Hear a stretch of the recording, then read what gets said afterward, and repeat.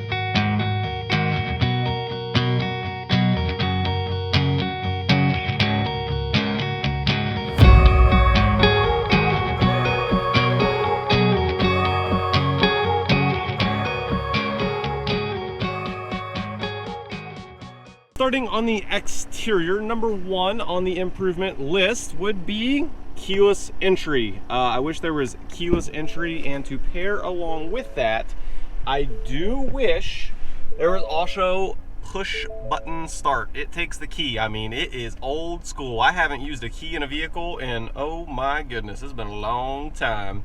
Nonetheless, I did have to put that at number 1. Is it a huge deal? No, of course not. Just grab the key and you're good to go. But nonetheless, at $35,000 on this XLT, with the options this one has, I think we should, you know, maybe go to the push button and the keyless entry. Number 2 on the list is also right in front of me, and that is the steering wheel. I think at this price point, not on the XL, but on the XLT, we should not have a plastic hard steering wheel. I would love to see a pleather wheel. Honestly, I would even pay for it on the XLT, like maybe like $200 upgrade or something like that. I mean, I just think, you know, we should have some kind of option here at this price point.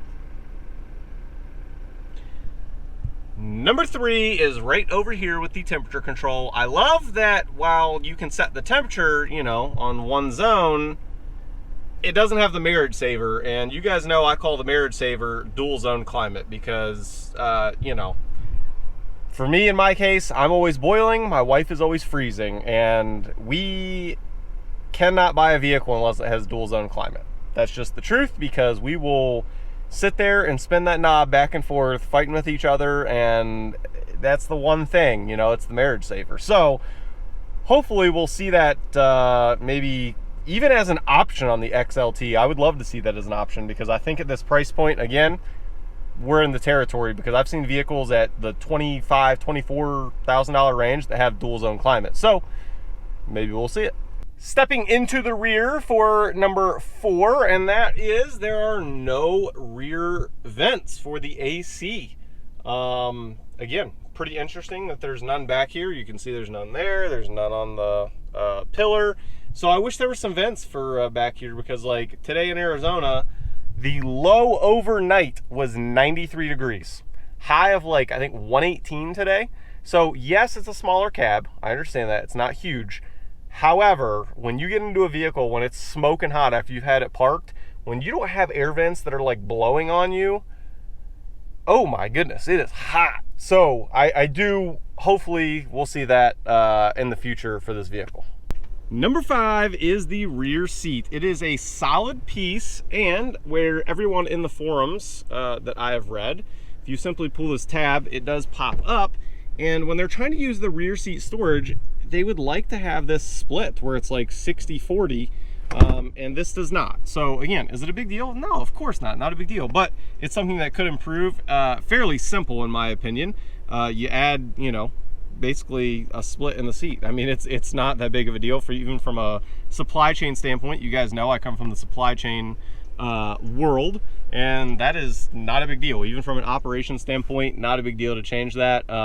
Yeah, so hopefully we'll see that as an improvement as well. Starting on the 5 things to love, number 1 on the list is the exterior design. I love the look of this vehicle. I really do.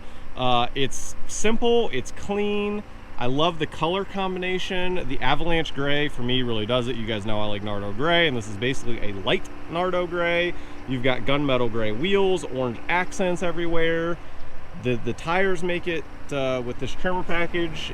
They have a little bit of knob to them. I really like. Number 2 on the list is the interior design. I love the way that they thought about everything, from being able to fit a big water bottle, having still yet a grab handle here. You've got your buttons on the wheel. You can see everything. The wheel moves where you need it to. The screen is nice and clean, easy to see. You've got some pockets back here that you can hide stuff, kinda. You've got the seats that look really good. I love the look of these seats. You guys know I really like that. And then down here, you've got everything's out of your way. You still have an elbow rest with the console. You've got the different pockets. Interior design, really, really good and functional. Number 3 on the list, and that is the advanced all-wheel drive. You guys know I love all-wheel drive. Well, this one has the advanced all-wheel drive, and it will send power to each wheel that needs it based on what is slipping. It's just really good. I have seen so many other people's reviews and people that I know that will 100% vouch for it and just how good it does, not only on pavement and weather conditions, but also off-road. I mean, does an amazing job. Ford did great at programming it, so had to give them credit where credit was due. Number 4 on the list is in the rear. We talked about it in the full review, and that is the fact that if you get the EcoBoost with the all-wheel drive, you were looking at a 4,000-pound towing capacity. That's good. It's a compact truck. I mean, you still have the bed, so you can utilize things, and you can tow 4,000 pounds. I mean, what are you going to tow with 4,000 pounds? There's a ton of things. I mean, small boats, ATVs, UTVs, lawnmowers. Maybe you own a small detailing company for cars and you need a trailer that has all of your chemicals in it and stuff. Like, there's so many uses for this vehicle because of that towing capacity. So great job, Ford. Number 5, and that is the price. I mean, you're not going to get everything that you're getting as far as capability wise in a truck like you are in this vehicle. And this one in particular, and this one's pretty loaded out for an XLT, is right around the $35,000 mark. Now, you don't have to get everything this vehicle has to still get a ton of capability. You don't even have to have the Tremor package in order to utilize this for maybe a business or whatever you need. It's just a great little truck, I mean, for the price. And again, the XLT, you're looking at, you know, like $25,000, $26,000 if you just get just that with not too many options. So you're not going to beat it for the price. The price is priced aggressively. So it certainly was number 5 on this list. Hopefully you guys enjoyed this video. Obviously, we always try to keep these shorter. If there's anything else you want to know, I would first watch the review, which is in the link down below. And then second, comment down below, ask your question. I'm happy to help. If I don't know, I will reach out to my Ford contact and I will get back to you. Please like, please subscribe, and as always, I'll catch you guys on the next one. Peace.